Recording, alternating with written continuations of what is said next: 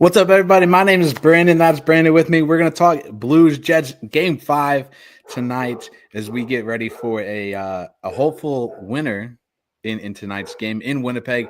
Bring it back home on Friday night and just in the Jets season, because that would be the greatest thing of all time for it to happen on Friday night in St. Louis. Big game tonight. We're going to talk about it here in a minute after this short little interruption.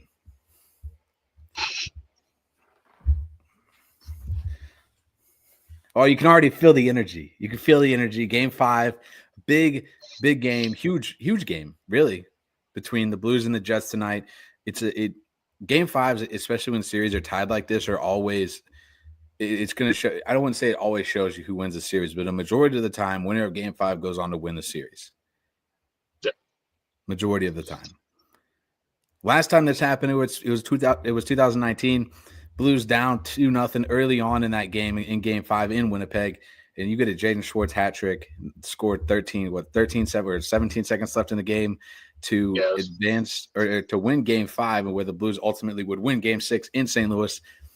Now, Game 6 is on Friday night, but we're going to talk about Game 5. Blues had 2 big wins at home. Brandon, how are you feeling going into Game 5? You know, it was good seeing the Blues come out and get wins. Game 3 and Game 4, they needed to, especially after the losses that they took in Games 1 and 2.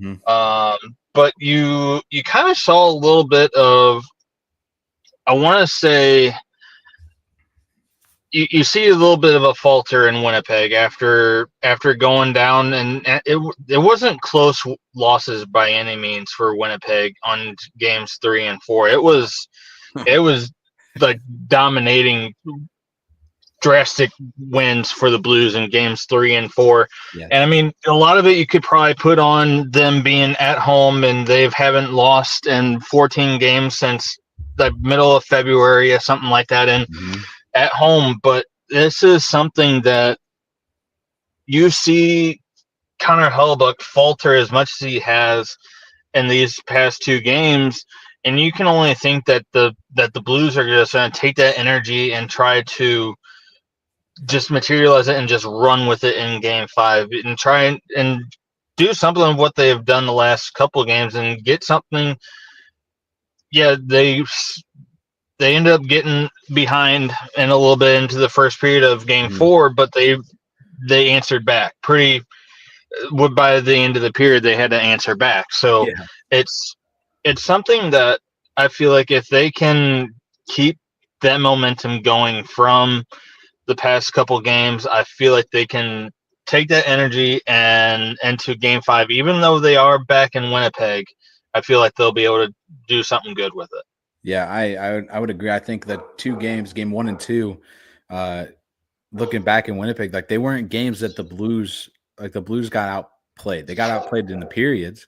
They didn't get outplayed in the entire game. Now, did they lose the third period both games? Yeah, absolutely. Which is why they're in the situation they're in. Like I said the other night, they're literally 2 periods away from sweeping the Winnipeg Jets. Yeah, and I was listening to a couple of excerpts from TSN, I think it was a couple nights ago, and it was they said something that kind of caught my eye a little bit. It was like the Jets have only really shown any kind of dominance in this series for about 30 to 40-ish minutes. Yeah. Everything else has been the Blues, because there was a time where the Blues they were starting to show a little bit of authority in Game 1. You saw it a little bit in Game 2 as well, but even though that game was pretty well tied for majority of the time in Winnipeg, but it wasn't until the third period on both instances when Winnipeg really came out and got ahead and then let St. Louis back into it. Ever since then, it's been like they try to crawl their way back in, and St. Louis is like, nah, we're not letting you do this. Yeah. So it's whenever I heard that, I was like, man, if they can somehow keep that dominance going throughout the entire game rather than falling off in the third period, and we'll see if that happens tonight. I hope not. But that is something that should catch your attention very, very quickly if you're looking at who looks better in this series. Yeah, it might be tied, but who has really been dominating more in this series than the other team? Yeah, it's 100%. If you look at just the stats alone, I mean, the Blues are still out hitting the Jets by like 40, 40 hits. The goals now are in favor. Like the Blues score, they score 12, 12 and 3 and 4, and then 3 in game 1, so that's 15, and then 1. How many did they score in game 2? Though just 1, right? 2-1. So 16 goals to Winnipeg's 8, 9. I think something on that order. It's crazy, and you got to look at it like it's not just the Blues offensive guys that are getting into the scoring. It's the defensive guys too, who have 4 goals in the series so far for the Blues. Yeah, and out of every other team in the playoffs right now, the Blues have the most points from defensemen, 16. And this is only the third time that the Blues have done this, where they've had a lot of contribution from their defensemen. And the last time that they had it happen was back in the 18-19 season, from whenever they won the cup. Yeah. I mean, just having those guys on defense who are putting up numbers. Cam Fowler leads the dang NHL in the Stanley Cup playoffs right now with what does he have? 8 points, so 1 goal, 7 assists in 4 games. Colton Parayko has 1 goal, 2 assists. Justin Folk, 1 goal, 2 assists. So each of those guys have 2 points. Tyler Tucker has a goal, which unfortunately we'll get to him in here in a little bit.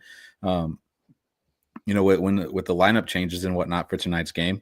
But I mean, those are guys that you needed. I mean, you see the opposite effect in Winnipeg with the Jets. They're not getting secondary scoring. They're not getting goals from their defensemen. They're getting goals from Kyle Connor. That's it. Yeah. Yep. And a lot of that too, I think, is you're seeing a lot of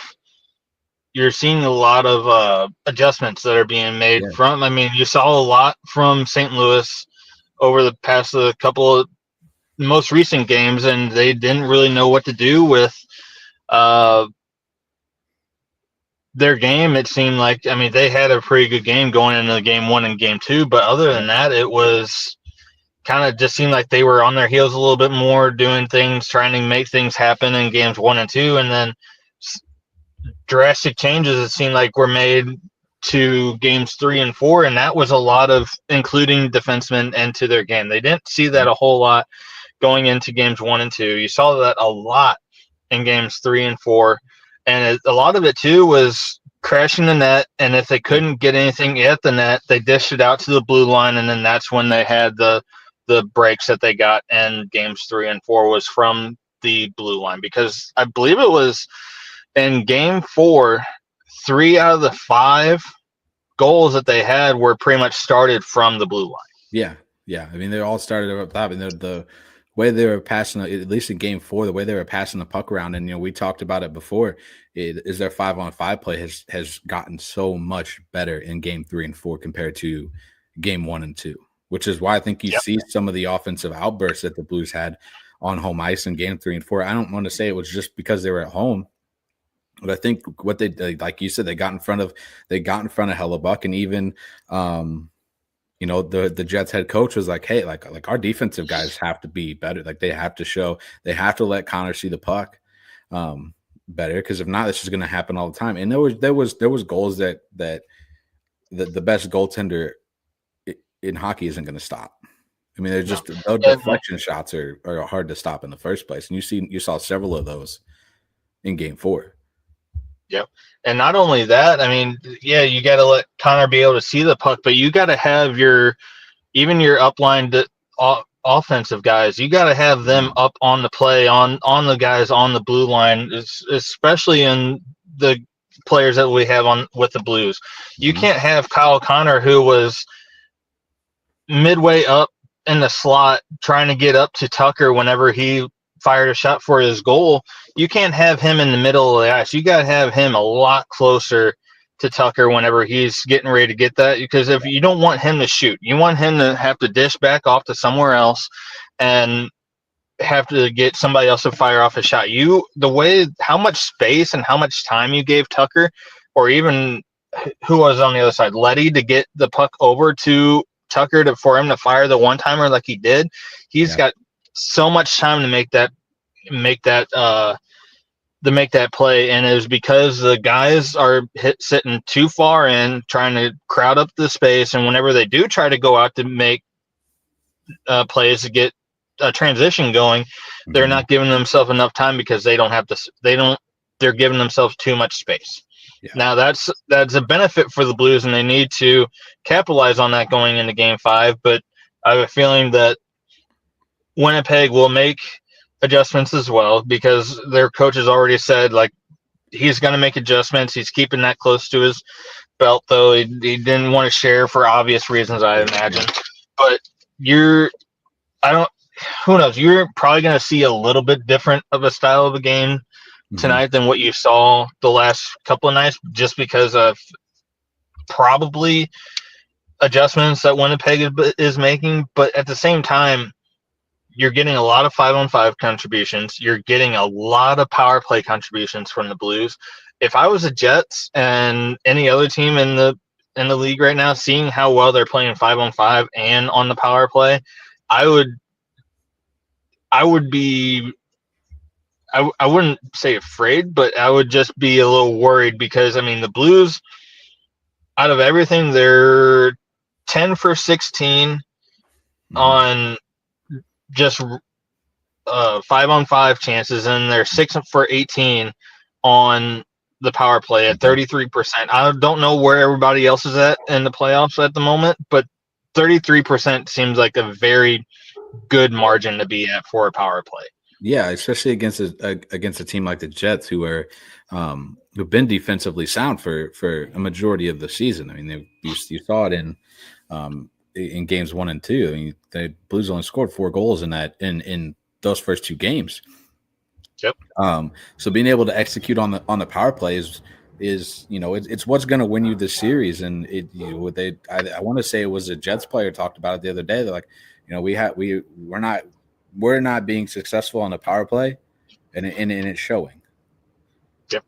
So, and they could be getting a key part of their power play back tonight, which I imagine we'll probably be talking about here in a minute whenever we go over the lineups. But yeah, they're getting a key part back probably tonight. I know they said he's day-to-day or game time decisions or whatever, but he's a big body. Yeah. He's good. He's one of their better power play guys, and he likes to get up in the offense, and that's something that I feel like is going to be a little bit of a contributing factor, I feel like, for Winnipeg. But it could, and a lot of people have said that if he comes back into this series, does it make a difference or not? Right. A lot of people have been saying that they don't know if he is going to or not, just from the amount of how the last few games have kind of gone, and how Hellebuck is kind of, I don't want to say he's gotten down in himself, but I mean, everybody's going to say that, we're going to be ready for the next game, this, that, and another. But I mean, just the way that he has been shooken up by the Blues in the last couple of games, and even the rest of the team, just seems like they're not playing to their potential. Absolutely. So even having a guy like Gabriel Vilardi back, I don't know if that would make a really big change for this team at the moment. Yeah, they're 2 for 12 on the power play through 4 games so far, and he has 24 power play points, or 25 power play points. Vilardi does in the regular season, which he's right there with Sheffley when it comes to power play points. But again, like you said, with the way the Blues are playing, and their penalty kill has been top notch. I mean, I don't really think it matters who you put out there for the Jets right now. If the Blues power play or penalty kill is they're outplaying the Winnipeg Jets 5 guys to 4. And they had a couple of times where it wasn't, the puck wasn't cleared necessarily. You saw that in game 4, the puck wasn't cleared, which led to Connor's goal early on in game 4, which has been an issue that the Blues have had in this series so far. That's probably the one issue that they've had, is that they aren't strong on clearing the puck, and they continue to keep having those problems not clearing the puck too. They're gonna be there. It sounds like, what you're saying. It sounds like Vilardi is going to be in the lineup tonight. for Winnipeg. At least it's what I'm seeing here so far. On the first line with with Connor and Mark Sheffley. So it sounds like he'll be in the lineup tonight for Winnipeg. So to be a plus for them. On the other side of things, Blues lose Tyler Tucker in game 4 to what they're just calling an injury. They're not really, I haven't heard any for sure things. I imagine it's an ankle or a knee with the way he went down the other day. I was gonna say it looked like a knee. But they only have him listed day to day. So hopefully he'll be, he had a big part in game 4, so it sucked to see him go down later on in that game. But you get a guy in Ryan Suter back in the lineup. Do you think that makes any changes for the Blues defensively? Do you think they'll be, they'll still they'll be all right, or do you think it's going to make a big difference?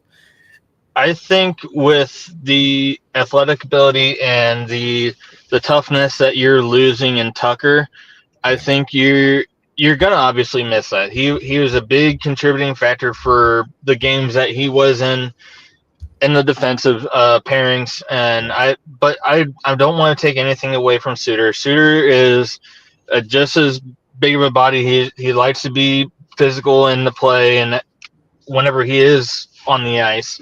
But I mean, the one thing that you are losing from going from Tucker to Suter is you don't have that offensive presence really with Suter as what you do really with Tucker. So yeah, you're gonna miss him a little bit tonight with not having him, but having that kind of that feeling of like, yeah, they list him as day to day, and he's not going to be available for tonight's game. That gives St. Louis a little bit of a hope that they get out tonight, get back to St. Louis Friday. There's a possibility kind of there that he could be back. So maybe only lose him for one game, so that would be a plus if we're only out of Tucker for a single game. Yeah, it'd be awesome to get that. I don't know. I know they've been real kind of quiet on Tucker's injury and Holloway's injury. I mean, we don't know, when Holloway will be back. It doesn't sound like he's going to be back for this series if they happen to make it onto round 2 or finish out 7 in this one. Doesn't sound like he's going to be back for this series against the Jets, which it's what it is. I mean, they've played fine without Holloway, and it's just a nice little addition to have those two guys in the lineup each day. Mm-hmm. Look at goalie wise. So the Blues got a hold of Connor Hellebuck, and I don't want to throw it all on Connor Hellebuck because we talked in our chat that the Jets defense kind of let Hellebuck out to dry a little bit here and there. No, and not so much the defense either. It's been everybody on the ice. It's that everybody's fallen really short. They haven't been doing their jobs for the most part. I mean, they have, but not to the degree of being able to stop what's coming at them in the last few games because they just have been short. And I mean, going from allowing only 3 goals the first 2 games to allowing 11 in the last 2, that's a lot. That's not good. No, it's not. You look at the opposite end though. Jordan Binnington's playing lights out. He's been pretty solid in net. Seems like he's seeing everything. He's getting the good control of the puck. His puck play is just outstanding. Mm-hmm. Absolutely outstanding. It was the brazen shin goal that he had. I wouldn't say it was an assist, but I'm going to give him an assist for it because that was ridiculous. Pass he had up to was it Tucker, if I remember right? It might have been. I don't know off the top of my head who it was. Either way, he's so far through 4 games, he has a 2.29 goals against average, 2 for 2, obviously with a 0.9 0.7 save percentage. What's the chance? The guy hasn't won in Winnipeg in years. Mm-hmm. Does he finally get his first win in Winnipeg since 2019? I think that's what I saw.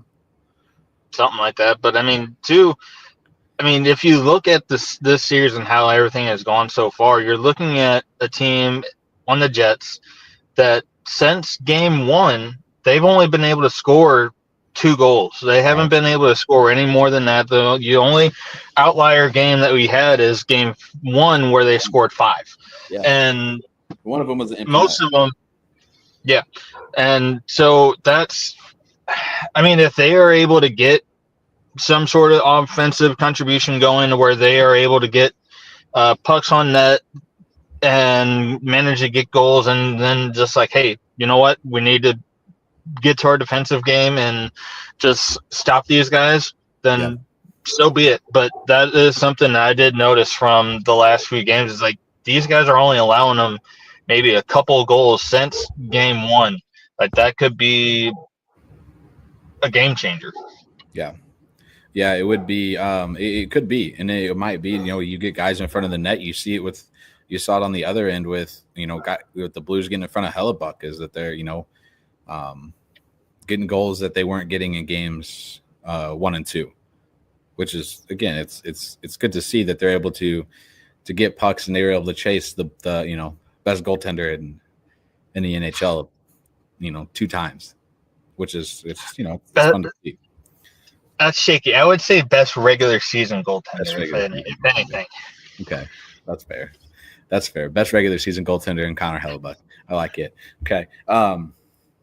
We kind of wrap things up here. Who's a player that you want that you kind of want to watch for tonight for the Blues?